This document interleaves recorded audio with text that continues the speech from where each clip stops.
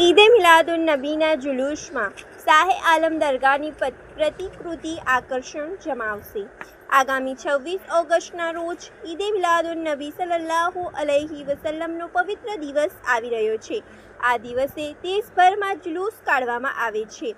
અમદાવાદ શહેરમાં પણ જમાલપુર દરવાજા ખાતેથી ભવ્ય જુલુસ કાઢવામાં આવે છે. આ જુલુસમાં છેલ્લા 25 વર્ષથી બાદશાહના હજીરા વિસ્તારમાં રહેતા મોહમ્મદ રફીક શેખ દ્વારા વિવિધ મસ્જિદો અને દરગાહની થર્મોકોલમાંથી બનાવેલી આબેહૂબ પ્રતિકૃતિ મૂકવામાં આવે છે. આ વર્ષે તેઓ મહાન સૂફી સંત હજરત સૈયદ મોહમ્મદ સિરાજુદ્દીન શાહે આલમ રહેમતુલ્લાહ અલૈહી દરગાહ અને સમગ્ર સંકુલની પ્રતિકૃતિ બનાવી રહ્યા છે.